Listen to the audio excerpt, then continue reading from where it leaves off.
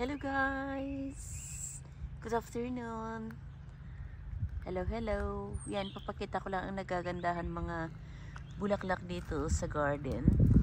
So kung makikita natin yung uy, ako yun Yan yung crocuses. So dito, ipapakita ko. Ayan, puros mga bulaklak yan. Yung tawag nilang mga crocuses yan. Yan, i-focus natin. Yan yung mga purple and white. Yan yung crocuses. Pero yung mas whiter, yan naman ang tinatawag nilang snowdrops. So patapos na si snowdrops at ang sumusunod is si crocuses, and after that naman si daffodils. Ito yung mga green. So makikita natin umuusbong na sila. Pero nakita ba ninyo yan?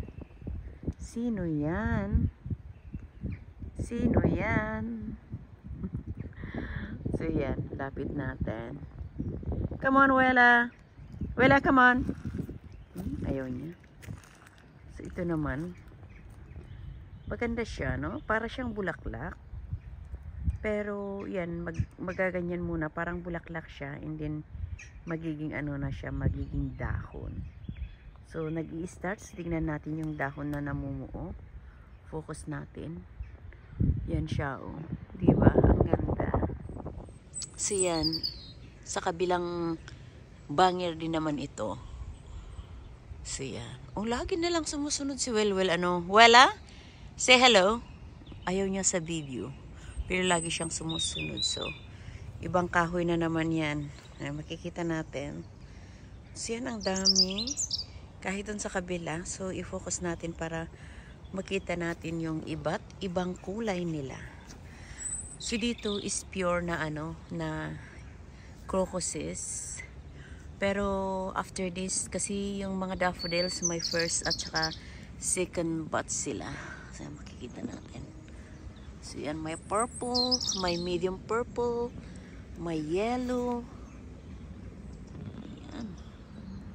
Focus natin para makita natin yung kagandahan niya, oh. Ayan. Bakit nag-a-against daylight? Tignan nga natin kung saan tayo pupunta na hindi maapakan yung mga bulaklak para mas makita natin yung kagandahan nila. So, ayan. Makikita natin. Hindi ko alam kung nakikita ninyo. Ayan. Yung pala, no? Isnab si Wela, diba? Tsaka yung mga nagsasalitang mga ibon na may layang lumilipad. So, makikita natin dito. So, punta tayo dun sa kabila, pero idiretso na lang natin, ha? Para, yan. Puntahan natin. Para diretso na lang. Para hindi ako mahihirapan sa pagdungtong-dugtong. So, medyo matagal itong video natin. Mga nasa 5 minutes or 6 minutes. Kaya samahan ninyo ako. So, yan, makikita natin mga puno ng kahoy. Ayan. Hindi pa totally lumabas lahat ng mga daffodils. So, yan. So, sa kabilang banda naman ito. Focus nga natin. Hindi ko alam kung ang kalalabsan nito sa video is maganda. So yan, ang dami. Sige, pakita natin kung nasaan lahat ang mga bulaklak dito sa garden. So makita natin yung mga spot ng mga looking nila. Kung maifo-focus natin, yan makikita natin. Kagaya dun sa kabila, mas marami ang doon, mga anong tawag dito, snowdrops. So yan siya, oh. Pag ganitong fino-focus, parang nagba-blurred siya, pero yan.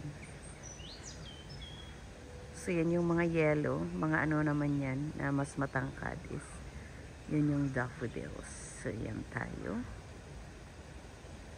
Yan.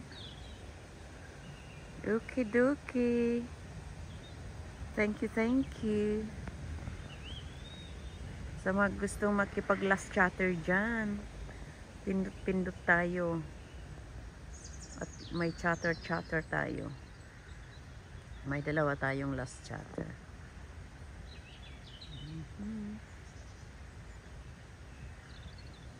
Yan. So yan, ituloy natin.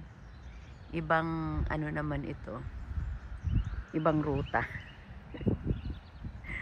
Sa kabila. So yan, makikita natin sa puno ng kahoy. Ang dami ring lumalabas ng mga ano, mga bulaklak. Yan yung mga crocuses. Kaya lang ang lifetime nito is 6 weeks to 2 months. So yan, makikita natin. Mabilis.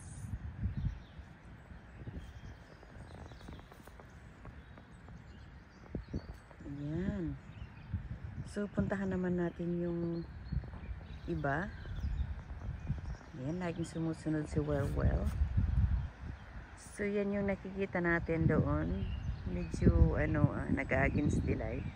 Yan yung mga daffodils. Lumalabas na sila.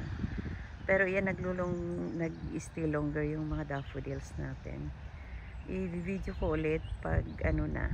Okay.